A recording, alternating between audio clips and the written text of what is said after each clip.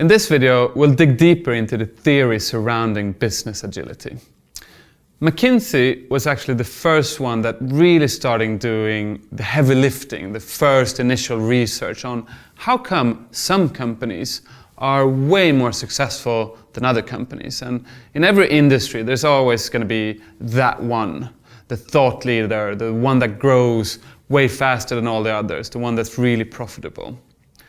They built this agility matrix, and it has 4 corners, and in the bottom left corners you have the status quo, the companies that's always trapped by previous short-minded decisions. They have internal blame games and they're really not flexible at all.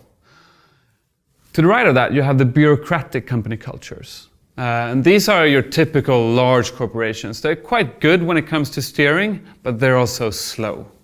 And they're not flexible at all, and they have a lot of silo culture and so forth. The business agile companies, however, those were the interesting ones. 12% of the observations. First off, they were the industry leaders. They were the thought leaders, the ones that everyone wanted to emulate. Only 12%. They grew 40% faster, and they were almost double in terms of profitability to their industry peers. Super interesting companies to study. What did they have in common? One, they were really good when it came to breaking down strategy all the way down to the employee level and making clear how can you influence the strategy in your daily work. Second, they were good in terms of visualizing, are we winning or losing against our strategy? Thirdly, they're seamlessly cross-functional. And lastly, they were daring and data-driven.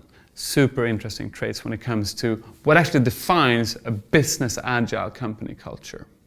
Digging one step deeper, how do actually companies spend their time? So you can divide your everyday working experience into 3 buckets. You have your today type of activities, that's this year, what you actually gain your bonus on, right?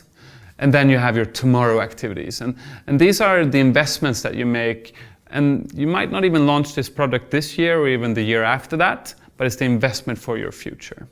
However, almost all companies also struggle with their shit of yesterday. We say this a bit jokingly, but these are processes that doesn't work, there's systems that doesn't speak to each other, and it's really what's dragging you down.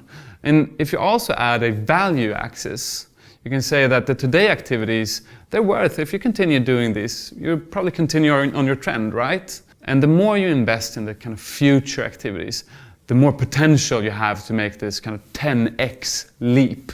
And the more you get stuck down in your shit of yesterday, chances are that you'll lose compared to your trend. So the pressure is really increasing on CEOs, and this is mainly down to the disruption and the need for business agility, as we talked about. And chances are, if you're doing exactly what you're doing today, tomorrow as well, is that you'll continue on your trend. Sometimes for companies, they get stuck in their whirlwind and their shit of yesterday, and then you'll lose focus. And this is really poor for your company culture. And this can actually be driven by disruption or recession as well. One thing, however, that's really, really important to understand is that the hockey stick type of strategies, when you look at how much of these type of strategies are actually delivered in reality in end term, companies deliver on average 63% of what they promise in their strategies. So in conclusion, again, we summarize with that companies truly struggle when it comes to delivering on their strategy execution. And hopefully you found this video interesting as well, and that you continue watching and finding out more what can you do in your role as the CEO, as a leader, as an employee in order to make your company more successful.